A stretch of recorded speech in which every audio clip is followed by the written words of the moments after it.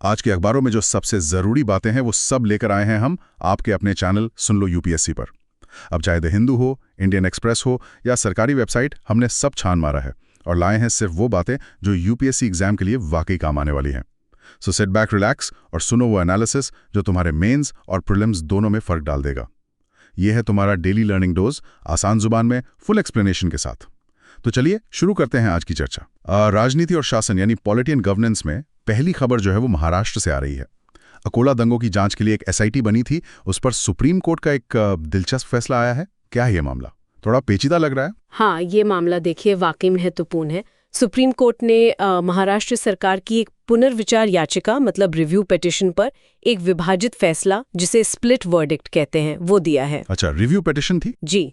सरकार ने कोर्ट के पिछले सितंबर 11, 2025 के आदेश को चुनौती दी थी। उस आदेश में 2023 के जो अकोला में सांप्रदायिक दंगे हुए थे, उनकी जांच के लिए एक स्पेशल इन्वेस्टिगेशन टीम यानी एसआईटी बनाने का निर्देश था। ठीक है, तो एसआईटी बनाने का निर्देश था, उसमें विवादित क्या था? किस बात पर सरकार को आपत्ति थी? विवाद की जड़ थी कोर्ट का वो निर्देश कि एसआईटी में हिंदू और मुस्लिम दोनों समुदायों के वरिष्ठ पुलिस अधिकारियों को शामिल किया जाए।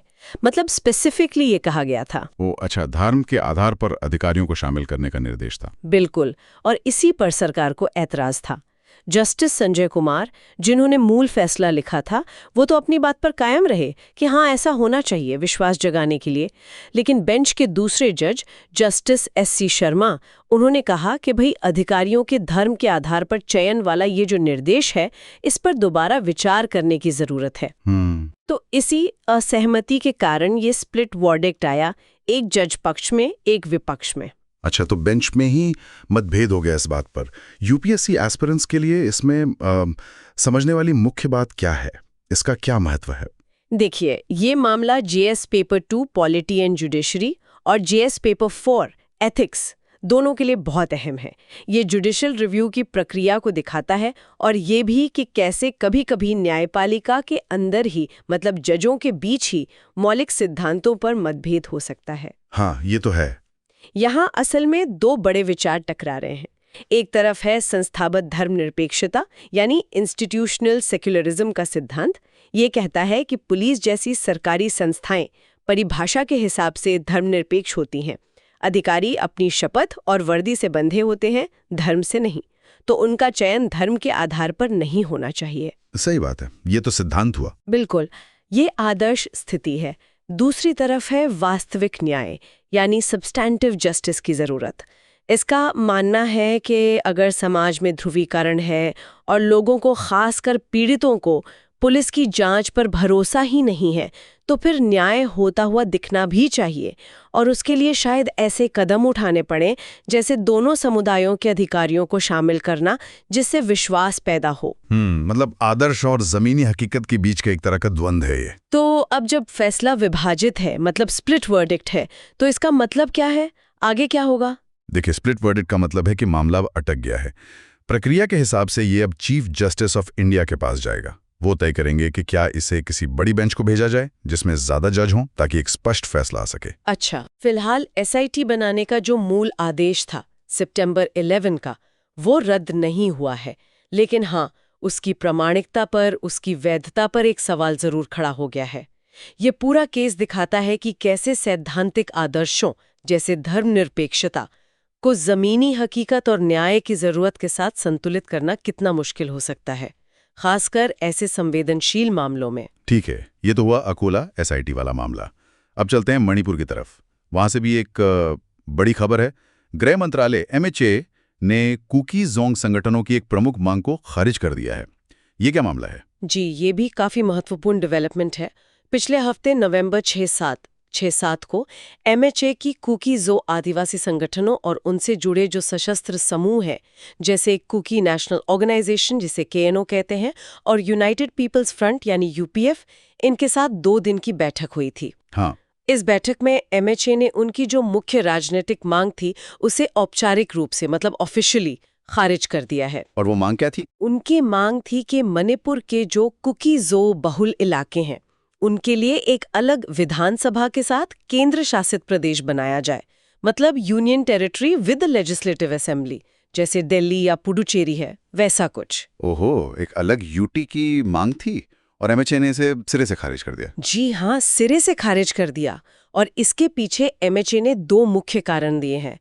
पहला कि भाई सरकार की मौजूदा नीति नए केंद्र शासित प्रदेश बनाने का समर्थन नहीं करती, और दूसरा कि ऐसा कोई भी कदम उठाने से पहले मणिपुर के जो अन्य समुदाय हैं, खास तौर पर मैती समुदाय, उनके साथ परामर्श मतलब कंसल्टेशन करना जरूरी होगा।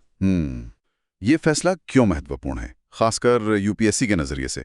और वहां तो सस्पेंशन ऑफ ऑपरेशंस यानी एसओ समझौता भी चल रहा है। बिल्कुल, ये जीएस पेपर 3 इंटरनल सिक्योरिटी और जीएस पेपर 2 पॉलिटी और फेडरलिज्म दोनों से जुड़ा है।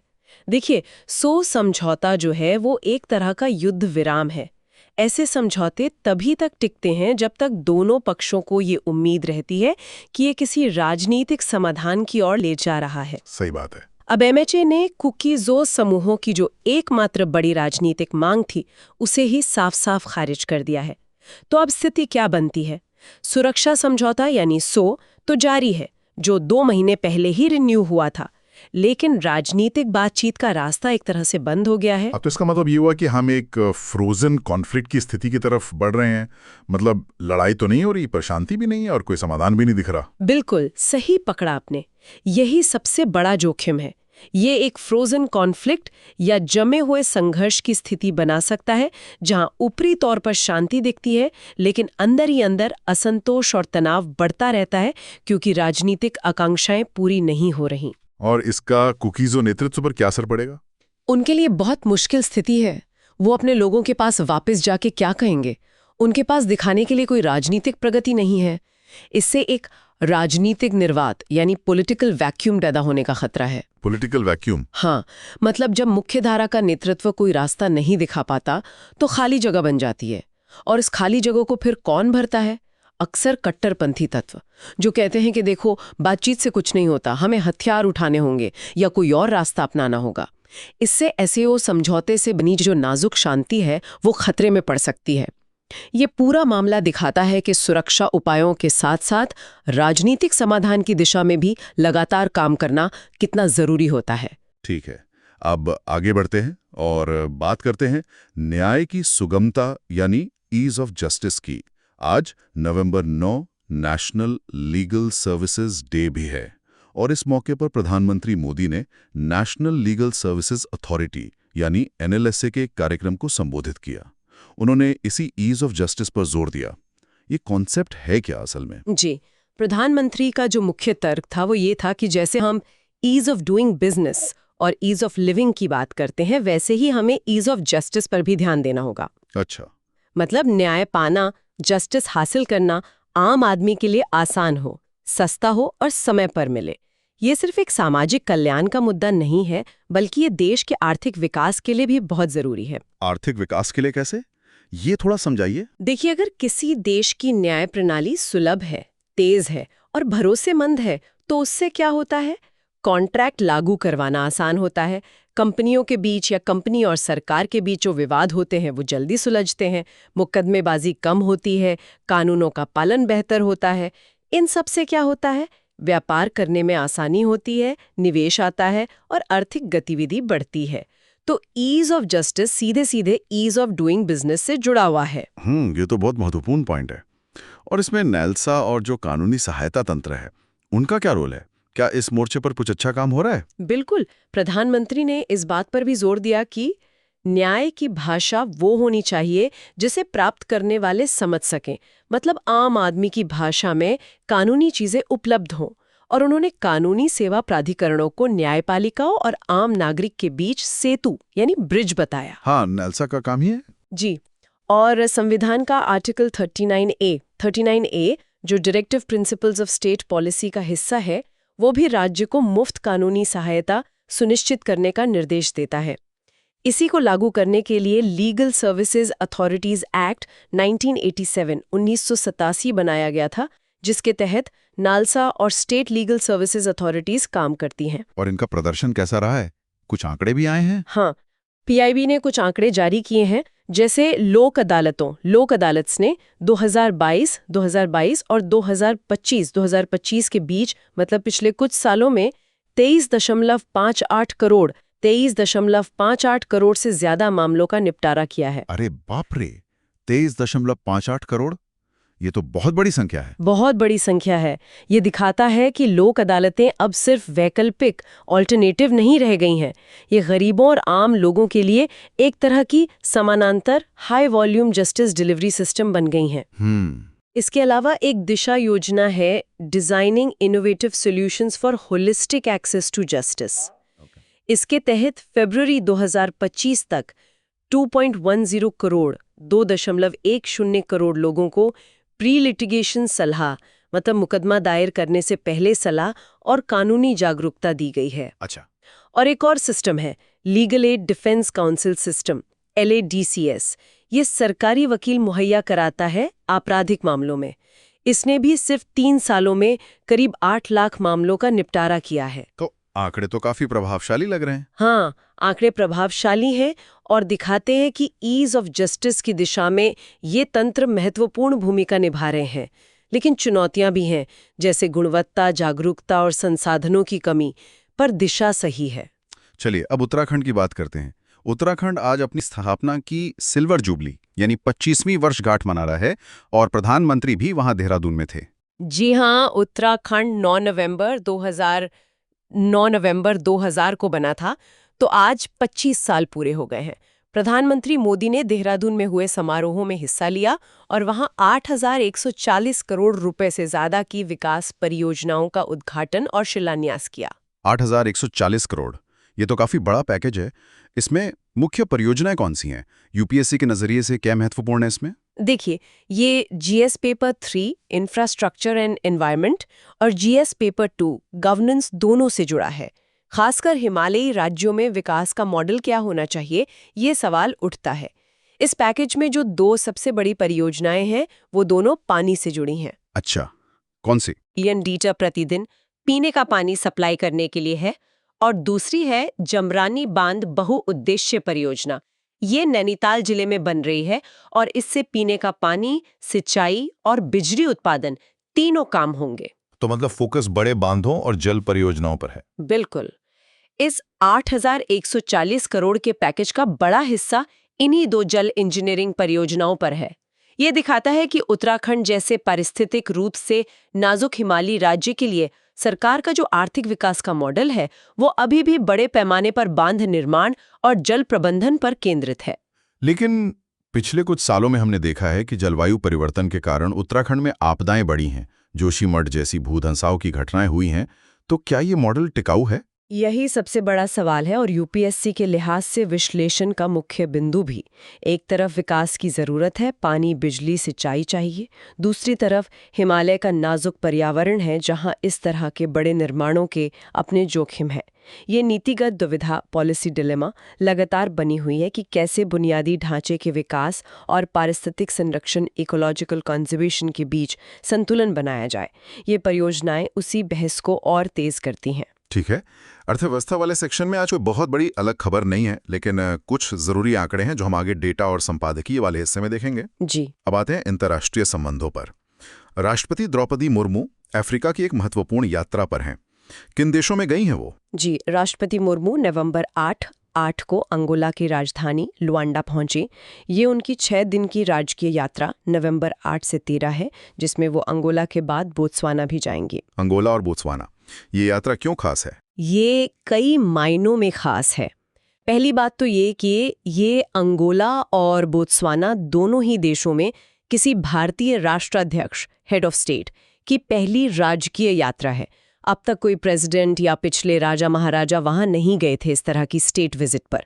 तो ये द्विपक्षीय संबंधों में एक बड़ा अपग्रेड है। अच्छा, ये पहली हेड ऑफ स्टेट विजिट है दोनों देशों में? जी हाँ। दूसरी बात, टाइमिंग भी महत्वपूर्ण है।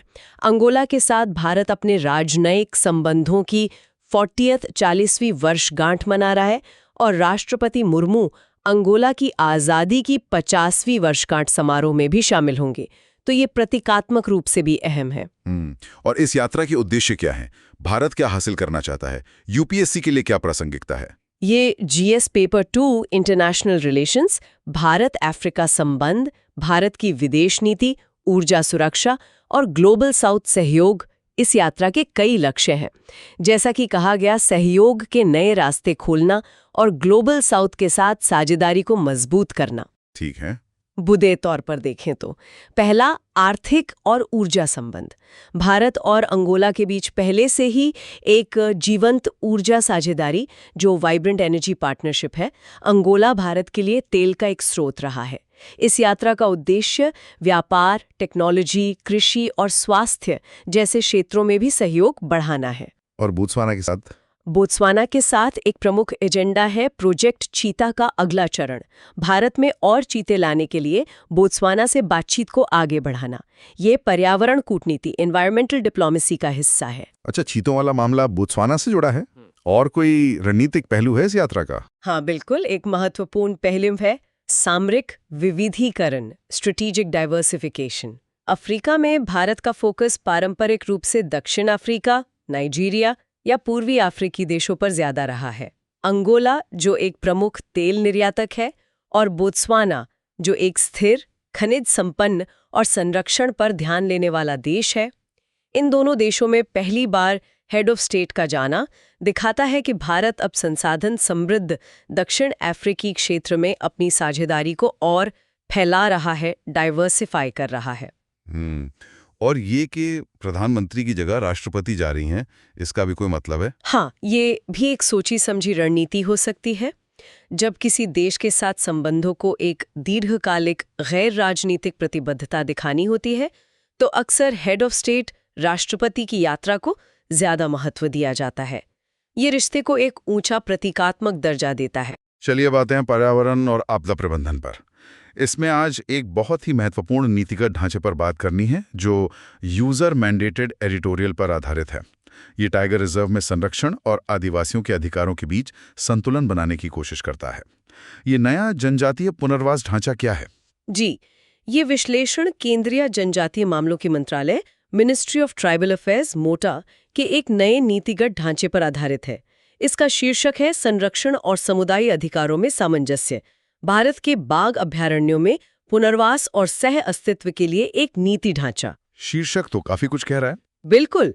यूपीएससी के लिए ये GS पेपर 3 एनवायरमेंट, जिसमें जैव विविधता संरक्षण, प्रोजेक्ट टाइगर, मानव वन्यजीव संघर्ष, सतत विकास मॉडल आते हैं, और GS paper 2 social justice polity, जिसमें अनुसूचित जनजातियों से जुड़े मुद्दे, फॉरेस्ट राइट्स एक्ट 2006, 2006 का कार्यान्वयन और मंत्रालयों के बीच के टकराव जैसे विषय हैं। इन सब के लिए बेहद महत्वपूर्ण है। तो इस नई नीति की जरूरत क्यों पड़ी? ऐसी क्या समस्या थी? ये नीति दो मुख्य वजहों से आई है। पहली, टाइगर रिजर्व के अंदर फॉरेस्ट राइट्स एक्ट 2006 का ठीक से लागू न होना। इस बारे में मोटा को बहुत सारी शिकायतें मिल रही थीं। दूसरी वजह थी नेशनल टाइगर कंजर्वेशन अथॉरिटी यानी NTCA, जो पर्यावरण मंत्रालय के अधीन है, उसका एक विवादास्पद निर्देश जो जून 2024 यानी जून 2024 में आया था। NTCA का निर्देश, उसमें क्या था? उस निर्देश में राज्यों से कहा गया था कि वे टाइगर रिजर्व के कोर इलाकों से आदिवासियों के पुनर्वास को प्राथमिकता दें। इसका कई ग्राम सभाओं ने विरोध किया था, क्योंकि ये FRA के तहत मिले अधिकारों के खिलाफ जाता था।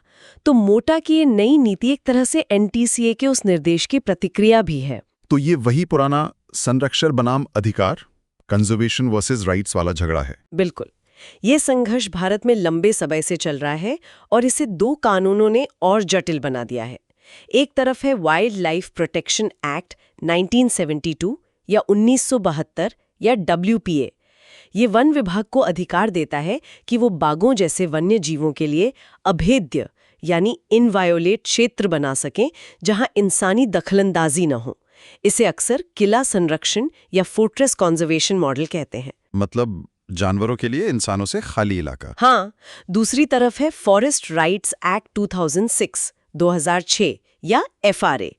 ये एक बाद का कानून है और ये अधिकारों पर आधारित है। ये कहता है कि जो समुदाय पीढ़ियों से जंगलों में रह रहे हैं, उनके अधिकारों को पहले मान्यता दी जानी चाहिए। उन्हें जंगल में रहने और सह अस्तित्व को एग्जिस्ट का अधिकार है, या फिर अगर वो चाहें तो स्वेच्छा से वॉलंटरीली पुनर्वास का विकल्प चुन सकते हैं, जिसके लिए उन्हें मुआवजा मिलेगा, जो अभी 15 लाख रुपए प्रति परिवार है। तो WPA कहता है खाली करो, FRA कहता है अधिकार दो या स्वेच्छा से जाने दो। टकराव तो होना ही है। बिल्कुल। और अक्सर आदिवासियों का आरोप होता है कि वन विभाग FRA को ठीक से लागू नहीं करता और उन पर पुनर्वास के लिए दबाव डालता है, कभी सुविधाओं से वंचित करके, कभी डरा धमकाकर। कर्नाटक के नागरहोल नेशनल पार्क में जेनु-कुरुबा जनजाति का मामला इसका एक उदाहरण है। तो इस पृष्ठभूमि में मोटा के इस नए नीति ढांचे के मुख्य प्रावधान क्या हैं? ये कैसे संतुलन बनाने की कोशिश कर रहा है? ये ढांचा असल में मोटा का एक तरह से NTCA के निर्देश के खिलाफ रणनीतिक प्रतिरोध है। ये FRA की सर्वोच्चता को फिर से स्थापित करने की कोशिश करता है। इसके जो मुख्य प्रावधान है वो बहुत महत्वपूर्ण है। पहला, पुनर्वास को अंतिम उपाय, लास्ट रिजॉर्ट माना गया है, डिफॉल्ट विकल्प नहीं। अच्छा, मतलब पहली प्राथमिकता नहीं। जी। दूसरा, कोई भी पुनर्वास प्रक्रिया तब तक शुरू नहीं की जा सकती जब तक FRA के तहत उस इलाके के सभी व्यक्तिगत और सामुदायिक अधिकार तय न हो जाएं। मतलब पहले अधिकार फिर पुनर्वास की बात। ये तो बड़ा बदलाव है। तीसरा, ये नीति स्पष्ट रूप से सह अस्तित्व के अधिकार, राइट टू कोएग्जिस्ट को मान्यता देती है। समुदाय चाहे तो अभयारण्यों में रहना जारी रख सकते हैं और संरक्षण प्रबंधन में भी शामिल हो सकते हैं। राज्य इस अधिकार को तभी कम कर सकता है जब वो ये साबित कर दे कि ऐसा करना पारिस्थितिकी के लिए अपरिहार्य रूप से आवश्यक है, डेमॉन्स्ट्रेबल इकोलॉजिकल नेसेसिटी है। सबूत का बोझ राज्य पर है। चौथा, और ये शायद सबसे क्रांतिकारी है, पुनर्वास के लिए सत्यापन योग्य पूर्व सहमति अनिवार्य की गई है। इसका क्या मतलब है? इसका मतलब है कि सहमति सिर्फ लेनी नहीं है, बल्कि उसे वेरीफाई भी किया जा सके। और ये सहमति ग्राम सभा के स्तर पर और हर एक परिवार के स्तर पर दोनों जगह लेनी होगी। और ये सहमति तब लेनी होगी जब किसी क्षेत्र को रिजर्व घोषित किया जा रहा हो, उससे पहले। ये प्रावधान इसलिए डाला गया है ताकि बाद में दबाव बनाकर सहमति लेने की गुंजाइश कम हो। प्रक्रिया को बहुत मजबूत बनाया गया है। बिल्कुल। पांचवा, एक राष्ट्रीय डेटाबेस बनाने का प्रस्ताव है, national database on conservation community interface या NDCI। इसमें पुनर्वास, दिए गए मुआवजे और सबसे महत्वपूर्ण पुनर्वास के बाद परिवारों की स्थिति क्या है, ये सब ट्रैक किया जाएगा। अच्छा, पोस्ट रिहैबिलिटेशन ट्रैकिंग भी। जी हाँ। और छठा, पुनर्वास परियोजनाओं का स्वतंत्र वार्षिक ऑडिट, इंडिपेंडेंट एनुअल ऑडिट कराने की सिफारिश की गई है, ताकि ये सुनिश्चित हो सके कि FRA, WPA और मानवाधिकार मानकों का पालन हो रहा है। तो इस ढांचे का विश्लेषण क्या कहता है? क्या ये वाकई जमीनी हकीकत बदल पाएगा? देखिए, जैसा मैंने कहा, ये मोटा का एक बहुत महत्वपूर्ण कदम है। जो आरोप लगते थे कि वन विभाग दबाव डालकर पुनर्वास कराता है, ये नीति उस दबाव को कम करने की कोशिश करती है। इसका असली नवाचार डेटा और प्रक्रिया का उपयोग करके अधिकारों की रक्षा करना है। डेटा और प्रक्रिया कैसे? ये जो NDCCI और स्वतंत्र ऑडिट का प्रावधान है, ये पारदर्शिता और जवाबदेही का एक ऐसा तंत्र बनाते हैं जो पहले नहीं था। अगर किसी पर दबाव डाला जा रहा है तो वो इन तंत्रों के जरिए सामने आ सकता है। ये सबूत का बोझ आदिवासी से हटाकर राज्य पर डालता है। इससे जबरन पुनर्निवास कराना बहुत मुश्किल हो जाएगा। आंकड़े क्या कहते हैं? कितने लोग प्रभावित हैं इससे? आंकड़ों के अनुसार जनवरी 2022 यानी जनवरी 2022 से अब तक टाइगर रिजर्व से 5,166 परिवारों का पुनर्वास किया जा चुका है। लेकिन पिछले साल तक के आंकड़ों के हिसाब से टाइगर रिजर्व के कोर क्षेत्रों में अभी भी 591 गांव बसे हुए हैं, जिनमें 64,801 परिवार रहते हैं। तो ये मुद्दा बहुत बड़ी संख्या में लोगों को प्रभावित करता है। ये नीति अगर सही भावना से लागू हो तो ये संरक्षण और मानवाधिकारों के बीच एक बेहतर संतुलन बना सकती है। ठीक है, पर्यावरण से जुड़ी अगली खबर पर आते हैं। प्रोजेक्ट चीता, जैसे कि आपने पहले बताया, बोत्सवाना से और चीते लाने की बात चल रही है।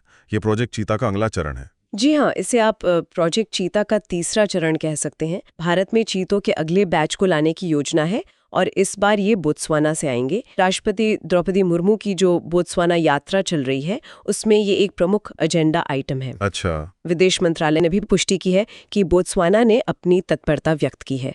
खबरों के मुताबिक 8 से 10 चीतों का एक बैच आ सकता है, शायद दिसंबर 2025 या जनवरी 2026 में। ठीक है। यूपीएससी के लिए ये जीएस पेपर 3 एनवायरनमेंट का टॉपिक है। जैव विविधता संरक्षण, प्रजाति पुनर्स्थापना कार्यक्रम, चुनौतियां, अंतर्राष्ट्रीय सहयोग वगैरह। लेकिन प्रोजेक्ट चीता की वर्तमान स्थिति क्या है, क्योंकि इस पर काफी बहस और चिंताएं भी रही हैं। तो स्थिति कुछ इस तरह से है। कुल वयस्क चीते जो लाए गए 2022-23 में, हाँ, 20 इनमें से 8 नामीबिया से और 12 दक्षिण अफ्रीका से थे। हाँ, 20 ला गए थे। इनमें से वयस्क मौतों की संख्या है 9 मार गए 20 में से। जी हाँ, 9। तो अभी जीवित आयातित वयस्क कितने बचे? 11। सिर्फ 11। अब अच्छी खबर ये है कि भारत में कुल शावक कितने पैदा हुए? 26 शावक। ये तो अच्छी संख्या है। हाँ, ये प्रजनन के लिहाज से सफलता मानी जा सकती है। लेकिन इन 26 में से शावक मौतें कितनी हुई? 10 शावक भी मर गए। जी। तो जीवित भारत में जन्मे शावक कितने बचे? 16। ठीक है, 16 शावक जीवित हैं। तो अब कुल वर्तमान जनसंख्या कितनी हुई? 11 जीवित आयातित वयस्क प्लस 16 जीवित भारत में जन्मे शावक इक्वल्स टू 27। नवंबर 2025 तक 27 चीते। तो क्या चुनौतियां हैं इस प्रोजेक्ट के सामने? ये 27 की संख्या क्या काफी है, और ये मौतें क्यों हो रही हैं? देखिए, 26 शावकों का जन्म एक बड़ी सफलता है, इसे नकारा नहीं जा सकता। लेकिन चुनौतियां भी गंभीर हैं। सबसे बड़ी चिंता है उच्च मृत्यु दर। 20 लाए गए वयस्कों में से 9 की मौत, यानी 45% की वयस्क मृत्यु दर, इसने गंभीर वैज्ञानिक चिंताएं खड़ी कर दी हैं। 45%? ये तो बहुत ज्यादा है। बहुत ज्यादा है। इसी वजह से जो हमारे भागीदार देश हैं उनमें भी हिचकिचाहट देखने को मिली है। जैसे केन्या ने कथित तौर पर चीते देने से मना कर दिया, और दक्षिण अफ्रीका ने भी, जहां से 12 चीते आए थे, उन्होंने आगे चीतों का हस्तांतरण रोक दिया था। उन्होंने कहा था कि पहले हम देखेंगे कि जो जानवर भेजे हैं उनका क्या हुआ, इतनी मौतें क्यों हुई, उसके बाद ही और भेजने पर विचार करेंगे। ओहो, तो बोत्सवाना का मान जाना एक तरह की डिप्लोमेटिक सक्सेस है भारत के लिए। बिल्कुल। इस पृष्ठभूमि में बोत्सवाना के साथ ये नया समझौता एक राजनयिक सफलता जरूर है, लेकिन जो मूल वैज्ञानिक चिंताएं हैं वो बनी हुई हैं। और वो चिंताएं क्या हैं? मृत्यु दर के अलावा? मृत्यु दर के अलावा जो सबसे बड़ी आलोचना है वो पर्यावास यानी हैबिटेट को लेकर है। कूनो नेशनल पार्क का जो कोर एरिया है, करीब 750 वर्ग किलोमीटर, कई विशेषज्ञ मानते हैं कि ये चीतों की एक आत्मनिर्भर आबादी के लिए पर्याप्त नहीं है। जगह कम है। हाँ, चीतों को घूमने फिरने के लिए बहुत बड़े इलाके चाहिए होते हैं। खुद एनटीसीए की एक 2024 की रिपोर्ट ने माना था कि जो चीते छोड़े गए थे वो 800 वर्ग किलोमीटर से लेकर 7,400 वर्ग किलोमीटर तक के होम रेंज का इस्तेमाल कर रहे थे। मतलब कूनों की सीमाओं से बहुत बाहर तक जा रहे थे। बाप रे, 7,400 वर्ग किलोमीटर। जी। तो सवाल उठता है कि जब मृत्यु दर ज्यादा है और पर्यावास की क्षमता पर भी सवाल है, तो इन मुख्य मुद्दों को पूरी तरह हल करने से पहले बोत्सवाना से और चीते क्यों लाए जा रहे हैं? हाँ, ये तो वाजिब सवाल है। ऐसा लगता है कि अभी जो रणनीति अपनाई जा रही है वो जनसांख्यिकीय सुदृढ़ीकरण की है। मतलब संख्या बढ़ाओ, जो मर रहे हैं उनकी भरपाई नए चीते लाकर करो, ताकि एक न्यूनतम व्यवहार्य आबादी बनी रहे, बजाय इसके कि पहले रोका जाए और जो अंतर्निहित वैज्ञानिक और पर्यावास की चुनौतियां हैं उन्हें ठीक किया जाए। ये एक तरह का दांव है कि शायद ज्यादा संख्या होने से कुछ चीते बच जाएंगे और धीरे धीरे ढल जाएंगे, लेकिन इसमें जोखिम भी बहुत है। ठीक है, अब विज्ञान और प्रौद्योगिकी यानी साइंस एंड टेक्नोलॉजी पर आते हैं। इसमें भी आज एक यूजर मैंडेटेड एडिटोरियल पर आधारित चर्चा है। ये है इलेक्ट्रॉनिक्स और सूचना प्रौद्योगिकी मंत्रालय मेटी द्वारा जारी किए गए नए इंडिया एआई गवर्नेंस गाइडलाइंस पर। भारत एआई को लेकर क्या सोच रहा है, कैसे रेगुलेट करेगा? जी, ये भी एक बहुत ही सामयिक और महत्वपूर्ण विषय है। मेटी ने नवंबर 5 को ये नए इंडिया एआई गवर्नेंस गाइडलाइंस जारी किए हैं। यूपीएससी के लिए ये GS paper 3 science and tech, जिसमें आईटी, कंप्यूटर, एआई, उभरती प्रौद्योगिकियों के प्रभाव आते हैं, और GS paper 2 polity and governance, जिसमें सरकारी नीतियां, तकनीकी विनियमन वगैरह आते हैं, दोनों के लिए बहुत जरूरी है। इन गाइडलाइंस की पृष्ठभूमि क्या है? भारत एआई को लेकर इतना सक्रिय क्यों है? देखिए, भारत के लिए एआई बहुत महत्वपूर्ण है। पहली बात तो ये कि भारत 2026 में एआई इम्पैक्ट समिट की मेजबानी करने वाला है।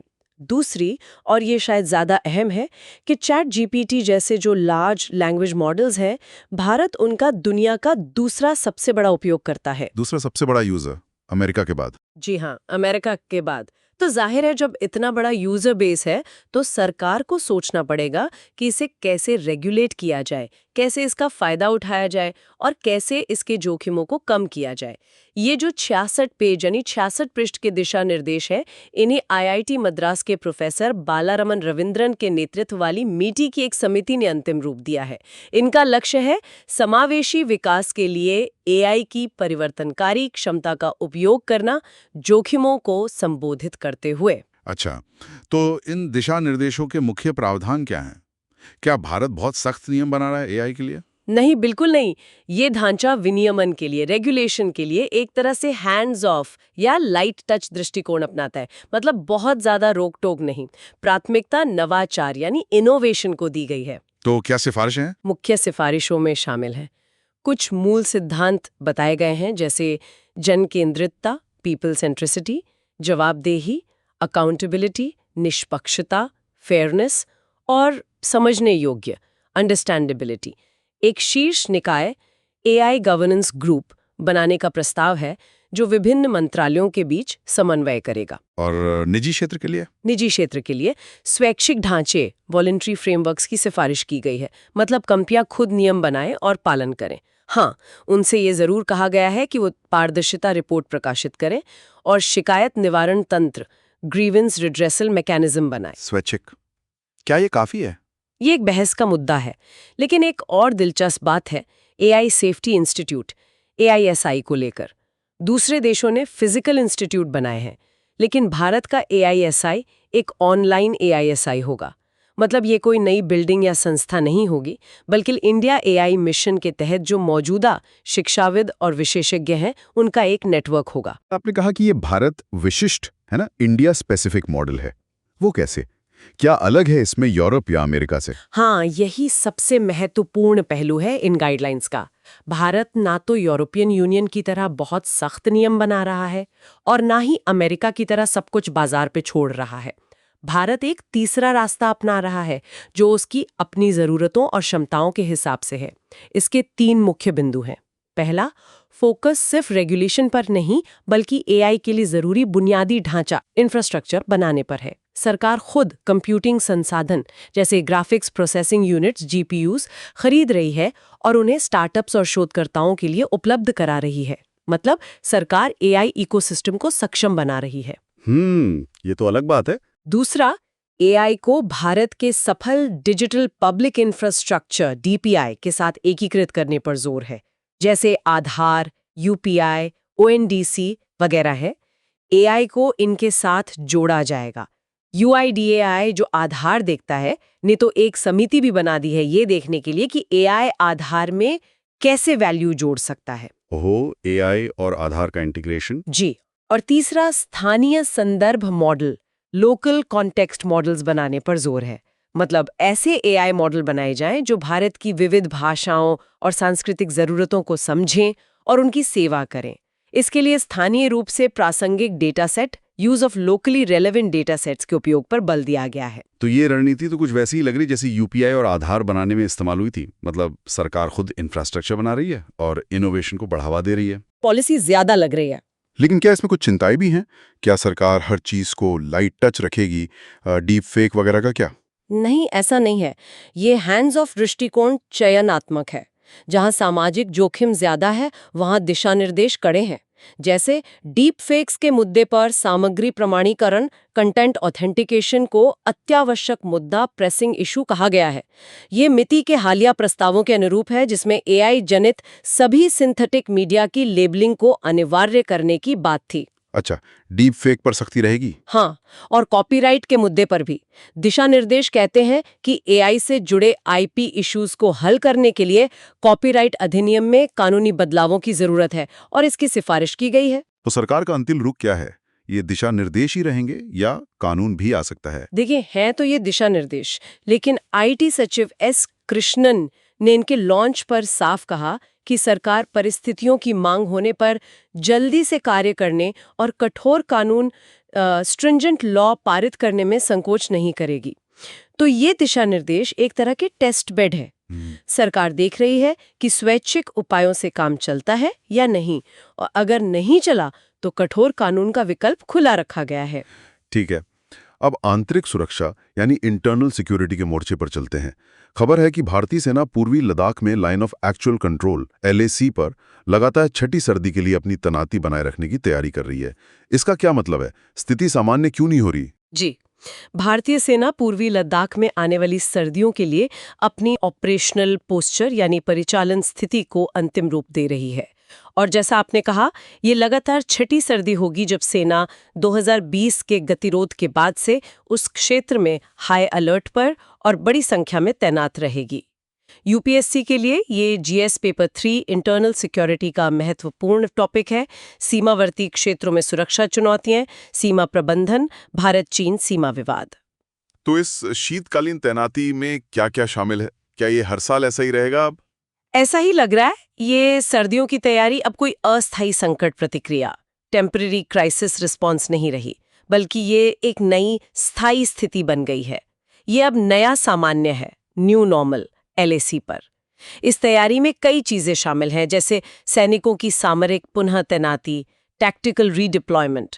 इसमें यह भी हो सकता है कि जो बहुत ज्यादा ऊंचाई वाले पोस्ट्स हैं, जो बर्फ से कट जाते हैं, वहां सैनिकों की संख्या अस्थायी रूप से थोड़ी कम की जाए।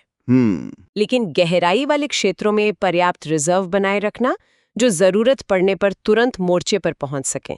टेक्नोलॉजी का भरपूर इस्तेमाल हो रहा है, निगरानी के बुनियादी ढांचे को मजबूत किया गया है, और LAC के साथ जो महत्वपूर्ण भौगोलिक विशेषताएं हैं, उनकी जियो टैगिंग का काम पूरा किया जा रहा है। लेकिन हमने तो सुना था कि कई जगहों पर भारत और चीन के बीच डिसएंगेजमेंट हुआ है, मतलब सेनाएं पीछे हटी हैं। फिर भी इतनी बड़ी तैनाती क्यों? हाँ, यहीं पर डिसएंगेजमेंट और डी-एस्केलेशन के बीच का फर्क समझना बहुत जरूरी है। ये अक्सर कंफ्यूजिंग होता है। क्या फर्क है दोनों में? डिसएंगेजमेंट का मतलब है कि जहां सेनाएं बिल्कुल आमने सामने थी, टकराव के बिंदुओं पर, जैसे पेंगोंग त्सो झील के किनारे या गोगरा हॉट स्प्रिंग्स में, वहां से दोनों पक्ष कुछ किलोमीटर पीछे हट गए हैं ताकि सीधी झड़प का खतरा टल जाए। और ये बात सही है कि कई टकराव बिंदुओं पर डिसएंगेजमेंट हासिल किया गया है। अक्टूबर 2024 में भी इसका जिक्र हुआ था। ठीक है, ये हुआ डिसएंगेजमेंट। तो डी-एस्केलेशन क्या है? डी-एस्केलेशन का मतलब होता है स्थिति को 2020 से पहले वाली स्थिति में वापस ले जाना। यानी जो अतिरिक्त 50,000 से ज्यादा सैनिक, टैंक, तोपें, मिसाइलें और एयर सपोर्ट सिस्टम 2020 के बाद लद्दाख में लाए गए थे, उन्हें वापस अपनी घरेलू बैरक्स, होम बैरक्स में भेजना।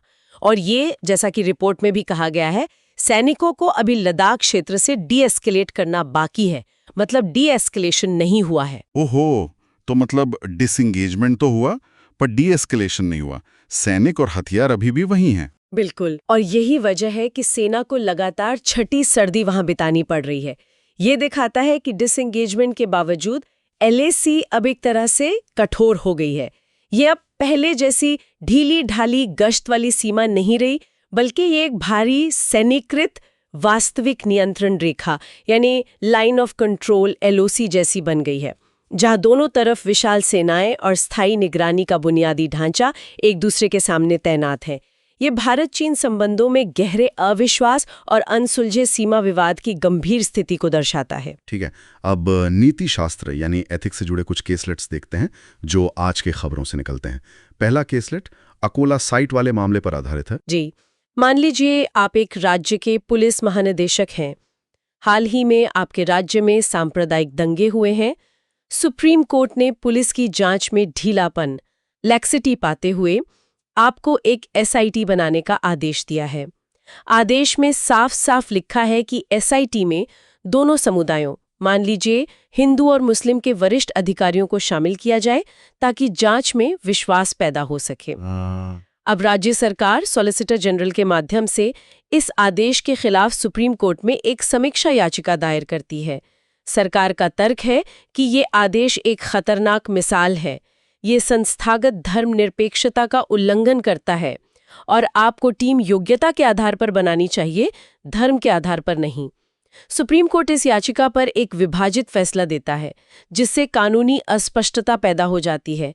एक जज कहता है धर्म आधारित चयन ठीक है, दूसरा कहता है नहीं। ठीक है, स्थिति काफी उलझी हुई है। तो प्रश्न क्या है? प्रश्न है इस स्थिति में कौन कौन से नैतिक मूल्य, एथिकल वैल्यूज आपस में टकरा रहे हैं। बी, एक डीजीपी के तौर पर आपके पास क्या विकल्प ऑप्शंस हैं और हर विकल्प के क्या परिणाम कॉन्सिक्वेंसेस हो सकते हैं। सी, इस अस्पष्ट कानूनी स्थिति में आप एसआईटी का गठन कैसे करेंगे और क्यों। बहुत बढ़िया केस स्टडी है ये GS4 के लिए। अब दूसरा केस लेट टाइगर रिजर्व से आदिवासी पुनर्वास पर जो नई मोटा नीति आई है उस पर आधारित है। मान लीजिए आप एक ऐसे जिले के जिला कलेक्टर हैं जिसके अंदर एक प्रमुख टाइगर रिजर्व आता है। National tiger conservation authority NTCA अपने जून 2024 के निर्देश का हवाला देते हुए आपके ऑफिस पर दबाव डाल रही है कि रिजर्व के कोर क्षेत्र से 5 गांवों का स्वैच्छिक पुनर्वास जल्दी से जल्दी कराया जाए, क्योंकि बाघ संरक्षण के लक्ष्य पूरे नहीं हो पा रहे हैं। NTCA का दबाव है। दूसरी तरफ जनजातीय मामलों के मंत्रालय मोटा ने अभी एक नई नीति जारी की है जो कहती है कि आप पहले उन गांवों के सभी फॉरेस्ट राइट्स एक्ट दावों का निपटारा करें, हर से सत्यापन योग्य सहमति प्राप्त करें और ये साबित करें कि पुनर्वास पारिस्थितिकी के लिए अनिवार्य रूप से आवश्यक है, तभी पुनर्वास करें। उधर आदिवासी ग्राम सभाएं विरोध कर रही हैं। उनका आरोप है कि उनकी सहमति जबरदस्ती ली जा रही है, उन्हें बुनियादी सुविधाएं नहीं दी जा रही ताकि वो गांव छोड़ने पर मजबूर हो जाएं। तो कलेक्टर साहब तो फंस गए बीच में। प्रश्न क्या है? प्रश्न है इस स्थिति में कौन से परस्पर विरोधी कानूनी और नैतिक आदेश हैं, जैसे WPA 1972 बनाम FRA 2006। बी, आप बाघ संरक्षण की राष्ट्रीय अनिवार्यता को आदिवासी समुदायों के संवैधानिक और कानूनी अधिकारों के साथ कैसे संतुलित करेंगे। सी, आप क्या प्रैक्टिकल स्टेप्स उठाएंगे ताकि ये सुनिश्चित हो सके कि जो भी कार्रवाई हो वो अधिकारों का सम्मान करने वाली, पारदर्शी और न्यायपूर्ण हो। ये भी एक क्लासिक एथिकल डिलेमा है जहां कानून, अधिकार और राष्ट्रीय हित के बीच संतुलन साधना है। बहुत अच्छे केसलेट्स हैं। चलिए अब जल्दी से देख लेते हैं आज की खबरों में चर्चित व्यक्ति, स्थान, रिपोर्ट और समितियां कौन सी रहीं। Persons in news. व्यक्तियों में सबसे पहले राष्ट्रपति द्रौपदी मुर्मू, जो अंगोला और बोत्सवाना की पहली भारतीय राष्ट्राध्यक्ष यात्रा पर हैं। दूसरे प्रोफेसर बालारमण रविंद्रन, IIT मद्रास के, जिन्होंने मेटी की उस समिति की अध्यक्षता की जिसने इंडिया AI गवर्नेंस गाइडलाइंस को अंतिम रूप दिया। और तीसरे श्री रविशंकर, जिन्हें बॉस्टन ग्लोबल फोरम और AI वर्ल्ड सोसाइटी द्वारा 2025 का world leader for piece and security award दिया गया है। ठीक है, प्लेसेस इन न्यूज। स्थानों में लुआंडा, जो अंगोला की राजधानी है, राष्ट्रपति मुर्मू की यात्रा का पहला पड़ाव।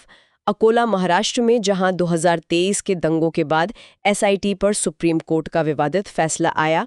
उत्तराखंड में 2 बांध स्थल, सोंग बांध देहरादून के पास पेयजल के लिए और जमरानी बांध नैनीताल में बहुउद्देशीय, और नागरहोल नेशनल पार्क कर्नाटक में, जहां जेनु कुरुबा जनजाति का वन अधिकारों को लेकर संघर्ष चल रहा है। Reports and guidelines. इसमें 2 महत्वपूर्ण हैं आज। एक मेटी की इंडिया AI गवर्नेंस गाइडलाइंस और दूसरी जनजातीय मामलों के मंत्रालय यानी मोटा की नई नीति, जिसका शीर्षक है reconciling conservation and community rights, जो आदिवासी पुनर्वास से संबंधित है। और कमिटीज मुख्य रूप से एक ही समिति आज चर्चा में रही, बालारमण रविंद्रन समिति, जिसने AI शासन दिशा निर्देशों को अंतिम रूप दिया। आप कुछ महत्वपूर्ण आंकड़ों पर नजर डालते हैं जो आज की चर्चा से निकल कर आए हैं। इन्हें टैबुलर फॉर्मेट में देख लेते हैं। पहली टेबल भारत की अर्थव्यवस्था के आकार की तुलना पर है। जी, ये आंकड़े इंडियन एक्सप्रेस के एक संपादकीय से हैं और GS3 में उत्तर लिखते समय भारत की आर्थिक स्थिति को संदर्भ देने में मदद कर सकते हैं। अमेरिका यानी USA की अर्थव्यवस्था भारत की GDP से लगभग 7 गुना बड़ी है। 7 गुना। चीन की अर्थव्यवस्था भारत की जीडीपी से लगभग 4.5 साढ़े 4 गुना बड़ी है। अगर प्रति व्यक्ति आय देखें तो रूस की प्रति व्यक्ति आय भारत से 6 गुना ज्यादा है। 6 गुना? और इजराइल की प्रति व्यक्ति आय भारत से 18 गुना ज्यादा है। 18 गुना। और एक अनुमान ये भी है कि भारत को अपनी मौजूदा जीडीपी को 2 गुना करने में लगभग 10 साल लगेंगे। ये आंकड़े हमें जमीन पर रखते हैं कि हमें अभी कितना लंबा सफर तय करना है। बिल्कुल। दूसरी टेबल प्रोजेक्ट चीता की स्थिति पर है 9 नवंबर 2025 तक। हाँ, ये आंकड़े हमने पहले भी डिस्कस किए। ये GS3 एनवायरनमेंट के लिए उपयोगी हैं। कुल वयस्क स्थानांतरित, टोटल अडल्ट ट्रांसलोकेटेड 20 वयस्क मौतें, एडल्ट डेथ्स 9, जीवित आयातित वयस्क सर्वाइविंग इंपोर्टेड अडल्ट्स 11, भारत में जन्मे कुल शावक, total cubs born in India 26, शावक मौतें, कब डेथ्स 10, जीवित भारत में जन्मे शावक, सर्वाइविंग इंडिया बोर्न कब्स 16, कुल वर्तमान जनसंख्या, टोटल करंट पॉपुलेशन 27। ठीक है, ये आंकड़े एकदम स्पष्ट हैं। तीसरी टेबल न्याय की सुगमता यानी ईज ऑफ जस्टिस के प्रदर्शन मैट्रिक्स पर है। जी, ये आंकड़े PIB और इंडियन एक्सप्रेस से हैं और GS2 में न्यायिक सुधारों पर तर्क देने के लिए उपयोगी हैं। लोक अदालत्स 2022 से 2025 के बीच 23.58 करोड़ मामले हल किए। 23 करोड़। DISH योजना 2.10 करोड़ व्यक्तियों को पूर्व मुकदमेबाजी, सलाह आदि दी गई। Legal aid defence council system लगभग 8 लाख आपराधिक मामले 3 सालों में हल किए। ये आंकड़े दिखाते हैं कि वैकल्पिक विवाद समाधान तंत्र ADR मैकेनिज्म्स और कानूनी सहायता कार्यक्रम बड़े पैमाने पर काम कर रहे हैं। अब देखते हैं आज के संपादकीयों से निकले मुख्य तथ्य क्या हैं।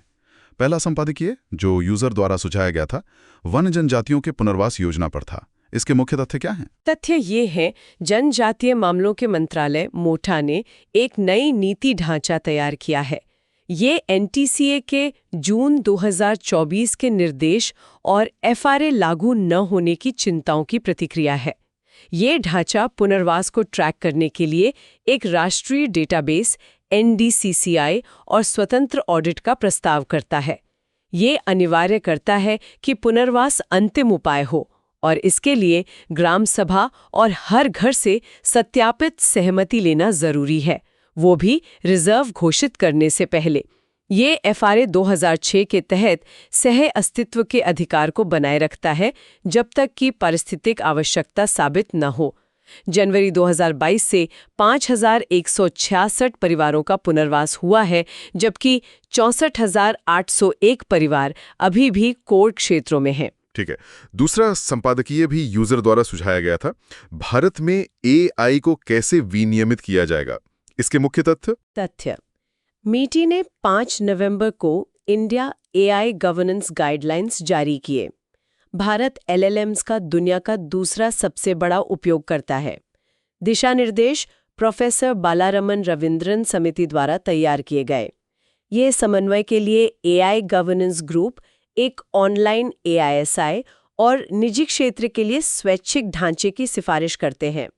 भारत विशिष्ट प्राथमिकताएं हैं AI इंफ्रास्ट्रक्चर बनाना, AI को DPI जैसे आधार से जोड़ना और स्थानीय भाषाओं के लिए मॉडल बनाना। ये डीप फेक सामग्री प्रमाणीकरण को संबोधित करते हैं और कॉपीराइट अधिनियम में बदलाव की सिफारिश करते हैं।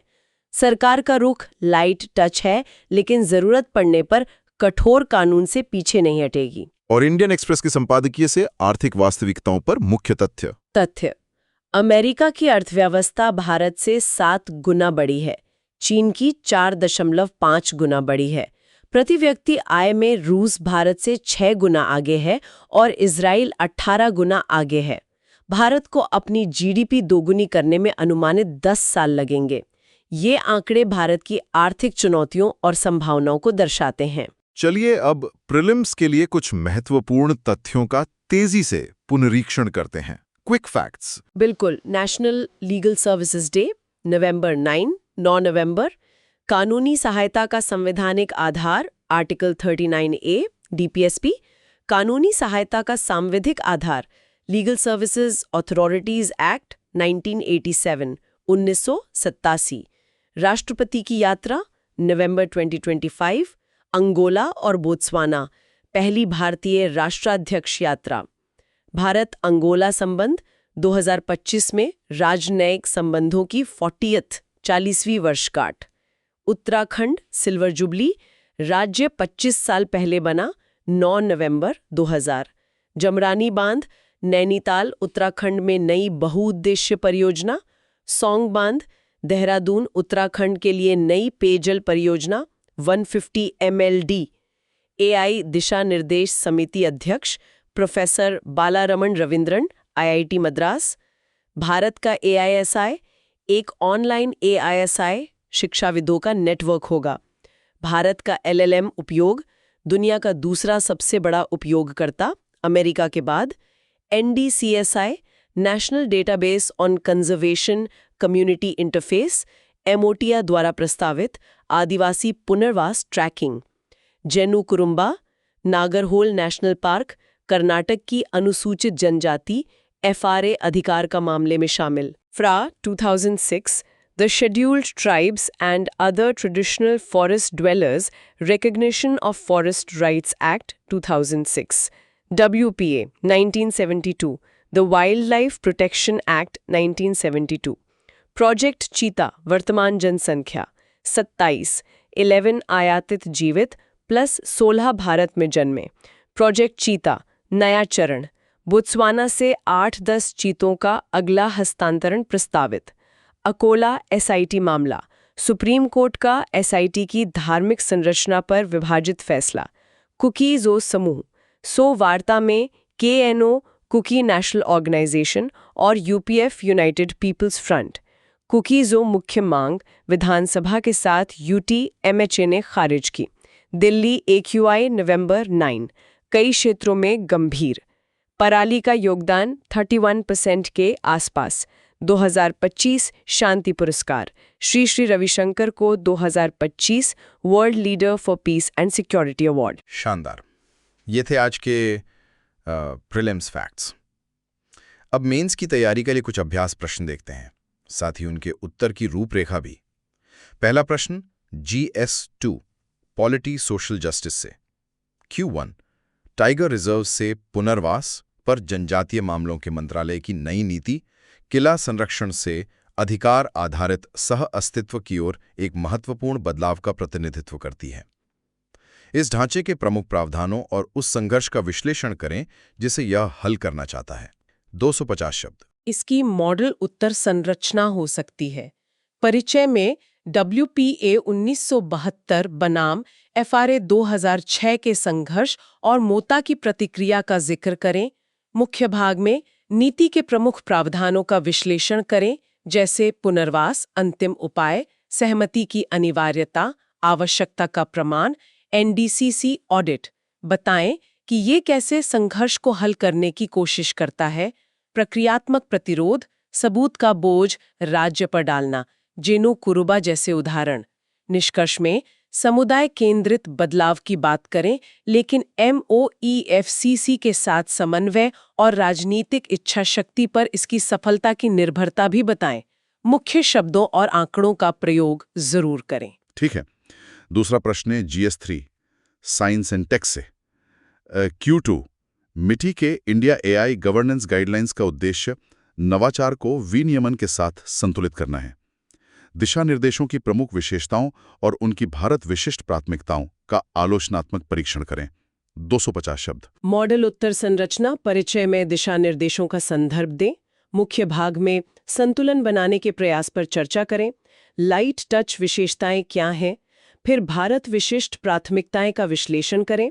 बुनियादी ढांचे पर फोकस, DPI केंद्रित दृष्टिकोण, संप्रभु सांस्कृतिक मॉडल बनाने का लक्ष्य, आलोचनात्मक परीक्षण में डीप फेक, कॉपीराइट जैसे मुद्दों पर चयनात्मक कठोरता का उल्लेख करें। निष्कर्ष में इसे DPI केंद्रित तीसरे रास्ते के रूप में प्रस्तुत करें और बताएं कि यह अभी एक परीक्षण आधार टेस्ट बेड है। प्रमुख शब्दों का प्रयोग करें। तीसरा प्रश्न GS2 पॉलिटी एंड जुडिशरी से, Q3 PM मोदी द्वारा प्रतिपादित न्याय की सुगमता ईज ऑफ जस्टिस क्या है? भारत में कानूनी सहायता के संवैधानिक और वैधानिक आधार पर चर्चा करें और इस दृष्टिकोण को प्राप्त करने में प्रमुख तंत्रों के प्रदर्शन का मूल्यांकन करें। 250 शब्द। मॉडल उत्तर संरचना परिचय में न्याय की सुगमता को परिभाषित करें प्रधानमंत्री के तर्क के अनुसार। मुख्य भाग में संवैधानिक आधार आर्टिकल 39A और वैधानिक आधार लीगल सर्विसेज अथॉरिटीज एक्ट 1987 बताएं। आम भाषा जैसी चुनौतियों का जिक्र करें। फिर प्रदर्शन का मूल्यांकन करें। लोक अदालत, LEDCs, DISHA योजना के आंकड़े दें।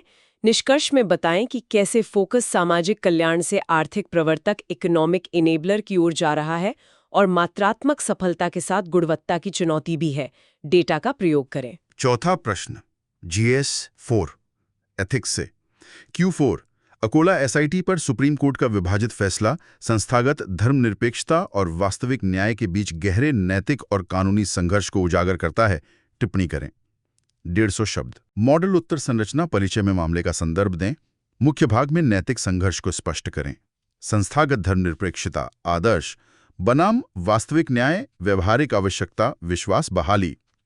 विश्लेषण करें कि कैसे ये आदर्श और यथार्थ का टकराव है और कैसे न्यायपालिका खुद इस पर विभाजित है।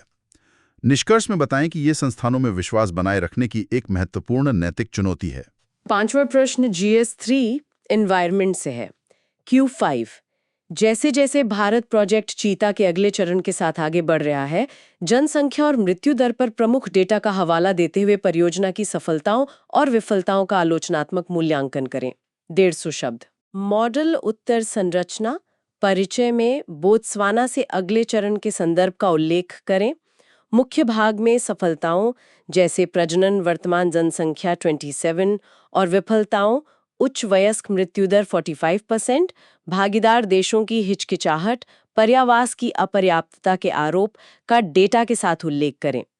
निष्कर्ष में बताएं कि परियोजना की दीर्घकालिक स्थिरता अभी भी संदिग्ध है और वर्तमान रणनीति जनसांख्यिकीय सुदृढ़ीकरण की प्रतीत होती है। डेटा जरूर दें। और छठा प्रश्न GS3 इंटरनल सिक्योरिटी से। Q6 MHA द्वारा कुकीज़ों की अलग यूटी की मांग को खारिज करना, जबकि सो समझौते को बनाए रखना मणिपुर में राजनीतिक निर्वात बनाने का जोखिम पैदा करता है। सुरक्षा और राजनीतिक निहितार्थों का विश्लेषण करें। 150 शब्द। मॉडल उत्तर संरचना परिचय में घटना का संदर्भ दें। MHA द्वारा मांग खारिज होना। मुख्य भाग में इसके निहितार्थों का विश्लेषण करें। राजनीतिक निहितार्थ, राजनीतिक निर्वात पैदा होना, मुख्यधारा नेतृत्व की वैधता कम होना और सुरक्षा निहितार्थ, सो समझौते का अस्थिर होना, फ्रोजन कॉन्फ्लिक्ट का खतरा, कट्टरपंथियों को जगह मिलना। निष्कर्ष में बताएं कि यह कैसे नाजुक शांति के लिए दीर्घकालिक खतरा पैदा कर सकता है। चलिए अब एक छोटे से क्विज के साथ अपनी समझ को परखते हैं। 5 मल्टीपल चॉइस क्वेश्चंस होंगे स्पष्टीकरण के साथ। तैयार हैं अवलन? जी बिल्कुल। Q1 नवंबर 2025 में जारी इंडिया AI गवर्नेंस गाइडलाइंस के संदर्भ में उस माइटी समिति की अध्यक्षता किसने की जिसने दस्तावेज को अंतिम रूप दिया? A. Nandan Nilekani, B. S. Somnath, C. बालारमन Ravindran या D. कृष्णा एला। इसका सही उत्तर है C. बालारमन रविंद्रन। जैसा हमने चर्चा की, 66 पृष्ठ के इस दस्तावेज को IIT मद्रास में centre for responsible AI CARI के प्रमुख प्रोफेसर बालारमन रविंद्रन के नेतृत्व वाली समिति ने अंतिम रूप दिया था। बिल्कुल सही। Q2 जनजातीय मामलों के मंत्रालय मोटा द्वारा नया नीति ढांचा NDCCI प्रस्तावित करता है। NDCCI का प्राथमिक उद्देश्य क्या है? A. आदिवासी परिवारों को प्रत्यक्ष लाभ हस्तांतरण प्रदान करना। B. पुनर्वास, मुआवजे और पुनर्वास के बाद की स्थिति को रिकॉर्ड और ट्रैक करना। C. वन सीमाओं के लिए एक नई संयुक्त सैन्य आदिवासी गश्ती इकाई बनाना। D. वन उपज का मानचित्रण करना और आदिवासी संग्राहकों के लिए MSP प्रदान करना। इसका सही उत्तर B है। NDCCI का मतलब है national database on conservation community interface. इसका मुख्य उद्देश्य पुनर्वास प्रक्रिया में पारदर्शिता और जवाबदेही लाना है, जिसके लिए सभी पुनर्वास, दिए गए मुआवजे और पुनर्वास के बाद परिवारों की स्थिति को रिकॉर्ड और ट्रैक किया जाएगा। एकदम सही। Q3 नवंबर 9, 2025 तक प्रोजेक्ट चीता के तहत भारत में चीतों, आयातित, जीवित प्लस भारत में जन्म की कुल वर्तमान जनसंख्या कितनी है? A 20, B 11, C 27, D 46। सही उत्तर है सी 27। हमने आंकड़े देखे थे, 11 जीवित आयातित वयस्क और 16 जीवित भारत में जन्मे शावक, तो कुल मिलाकर 11 + 16 = 27 चीते। बहुत अच्छी। Q4 national legal services day नवंबर 9 को लीगल सर्विसेज अथॉरिटीज एक्ट 1987 के अधिनियमन के उपलक्ष्य में मनाया जाता है। यह अधिनियम राज्य नीति के किस निदेशक सिद्धांत directive principle of state policy की वैधानिक अभिव्यक्ति है? A आर्टिकल 40 ग्राम पंचायतों का संगठन, B आर्टिकल 39A समान न्याय और मुफ्त कानूनी सहायता, C आर्टिकल 44 समान नागरिक संहिता, D आर्टिकल 50 न्यायपालिका का कार्यपालिका से पृथक्करण। इसका सही उत्तर है B आर्टिकल 39A। 39A संविधान का अनुच्छेद 39A राज्य को यह सुनिश्चित करने का निर्देश देता है कि कानूनी प्रणाली समान अवसर के आधार पर न्याय को बढ़ावा दे और मुफ्त कानूनी सहायता प्रदान करे। 1987 का अधिनियम इसी संवैधानिक प्रावधान को लागू करने के लिए बनाया गया था। बिल्कुल सही। आखिरी सवाल Q5 नवंबर 2025 में सुप्रीम कोर्ट की एक बेंच ने महाराष्ट्र सरकार की एक समीक्षा याचिका पर विभाजित फैसला दिया। याचिका का मुख्य मुद्दा क्या था? अ राजनीतिक असंतोष के मामलों में PMLA का उपयोग, B समान नागरिक संहिता को लागू करने की समय सीमा, C ECI के स्पेशल इंटेंसिव रिवीजन SIR की संवैधानिकता, D अधिकारियों की धार्मिक पहचान के आधार पर SIT बनाने का SE का आदेश। इसका सही उत्तर D है। महाराष्ट्र सरकार ने सुप्रीम कोर्ट के उस आदेश के खिलाफ समीक्षा याचिका दायर की थी जिसमें अकोला दंगों की जांच के लिए हिंदू और मुस्लिम अधिकारियों वाली SIT बनाने को कहा गया था। सरकार का तर्क था कि ये संस्थागत धर्मनिरपेक्षता का उल्लंघन है। इसी याचिका पर बेंच ने विभाजित फैसला दिया था। बहुत बढ़िया, पांचों सवालों के जवाब सही दिए आपने। तो ये थी आज की महत्वपूर्ण खबरें और उनका विस्तृत विश्लेषण। संक्षेप में आज की टेकअवेज: अकोला SIT पर SC का विभाजित फैसला संस्थागत धर्मनिरपेक्षता बनाम वास्तविक न्याय की जटिल बहस को दर्शाता है। MHA द्वारा कुकीज़ों की UT मांग खारिज करने से मणिपुर में राजनीतिक समाधान पर सवाल और SOO पर असर की आशंका है। ईज ऑफ जस्टिस अब सिर्फ सामाजिक कल्याण नहीं बल्कि आर्थिक विकास की भी जरूरत है, जिसमें नलसा की अहम भूमिका है। उत्तराखंड का विकास मॉडल बड़ी जल परियोजनाओं पर केंद्रित है जो हिमालयी पारिस्थितिकी के साथ संतुलन की चुनौती पेश करता है। राष्ट्रपति मुर्मू की अफ्रीका यात्रा भारत की बढ़ती वैश्विक पहुंच और अफ्रीका के साथ सामरिक साझेदारी को गहरा करने का प्रयास है।